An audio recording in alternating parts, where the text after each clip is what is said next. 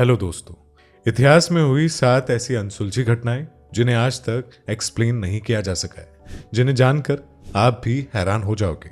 Number 1, साल 1855 में England के डेविन शहर में एक हैरान कर देने वाली घटना सामने आई, जिससे वहां के लोगों के बीच डर का माहौल बन गया। असल में फरवरी की उस ठंडी रात को डेविन शहर में भयंकर बर्फबारी के बाद जब सुबह लोग अपने घरों से बाहर निकले तो उन्हें अजीब से पैरों के निशान पूरे शहर में देखने को मिले।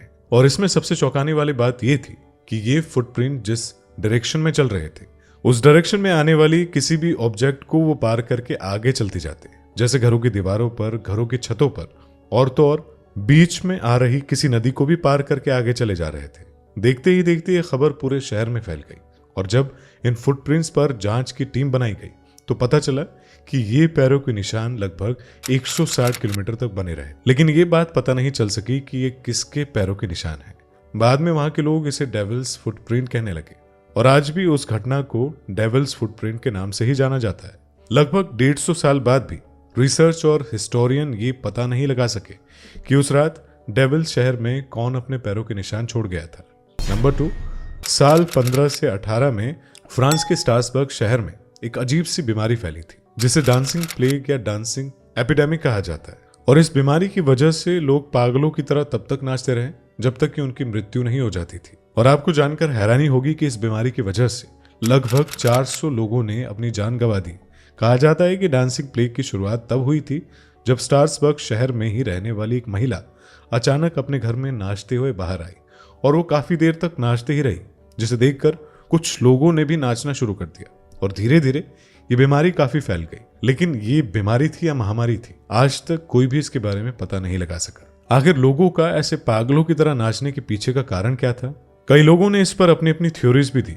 कुछ लोगों का कहना था कि इसके पीछे काला जादू है, वहीं कुछ लोग इसे भगवान से जोड़कर और डॉक्टर्स ने इसे मानसिक संतुलन का बिगड़ना बताया। नंबर 3, यूएस के रोजविल शहर में रहने वाले मेग ब्राजिल 4 जुलाई 1947 को अपने खेतों में क्रैश हुए यूएफओ के मलबे को पाते हैं। उन्होंने पहले कभी भी ऐसी चीज अपने लाइफ में नहीं देखी थी और इसीलिए उन्होंने इस क्रैश की खबर अपने एरिया की लोकल शेरिफ जॉर्ज विल्कॉस को देते हैं और विल्कॉस इस घटना की खबर रोजविल आर्मी को भेजकर पहुंचाते हैं, जहां से इंटेलिजेंस ऑफिसर मेजर जेसी मार्शल को क्रैश साइट पर भेजा जाता है, जहां से वो उस क्रैश हुए मलबे को उठाते हैं और अपने सीनियर कर्नल बुच ब्लैंचर्ड को बताते हैं कि उनके पास एक फ्लाइंग सोसर है। और ये न्यूज ऑफिशियली पब्लिक कर दी जाती है कि उन्हें एक फ्लाइंग सोसर मिला है। लेकिन अगले ही कुछ दिन फोटोग्राफर्स को बुलाया जाता है और जैसे ही मार्शल पब्लिकली ये बताते हैं कि उनके पास कोई फ्लाइंग सॉसर नहीं है, वो तो बस एक बलून था। सारे ऑफिसर्स और जिनके फार्म में ये क्रैश हुआ था उन्होंने अपनी स्टेटमेंट बदल ली, लेकिन कहानी अभी तक खत्म नहीं हुई थी।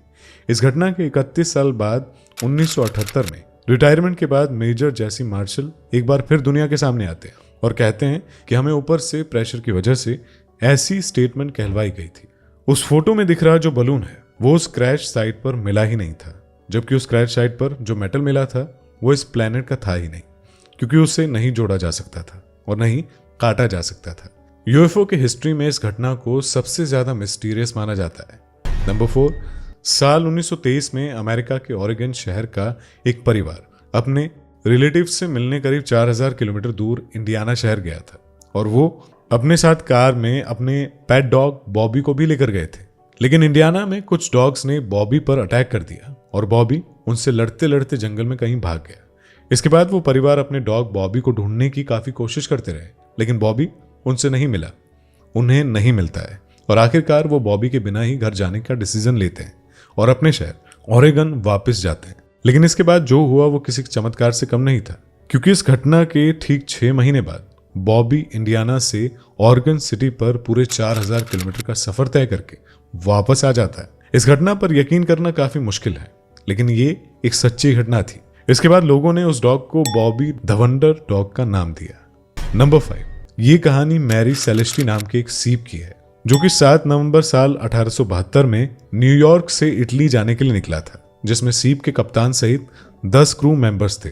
लेकिन ये जहाज अपनी मंजिल तक नहीं पहुंच सका, क्योंकि 4 दिसंबर 1872 को एजोर्स आइलैंड के पास ये जहाज पूरी तरह से अबैंडन मिला, यानी कि इस जहाज में अब कोई नहीं था।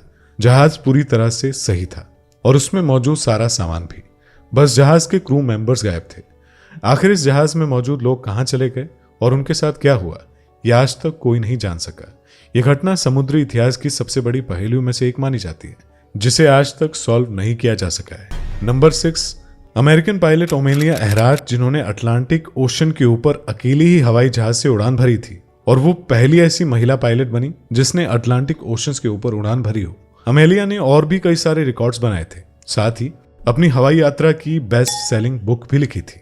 1937 में उन्होंने अपने सबसे बड़े मिशन की शुरुआत की, पूरी दुनिया के चारों ओर उड़ान भरने की, और ये उस समय की सबसे लंबी और चुनौतीपूर्ण उड़ान होती। लेकिन जब वो प्रशांत महासागर के ऊपर थी, उनका प्लेन अचानक गायब हो गया। अमेलिया एयरहार्ट की गायब होने की घटना आज तक एक रहस्य बनी हुई है। हालांकि उनकी मौत की पुष्टि कभी नहीं हुई, लेकिन 1939 में उन्हें कानूनी रूप से मृत घोषित कर दिया गया। वीडियो पसंद आई हो तो वीडियो को लाइक करें, शेयर करें और सब्सक्राइब करना मत भूलिएगा। तो आज की वीडियो में बस इतना ही।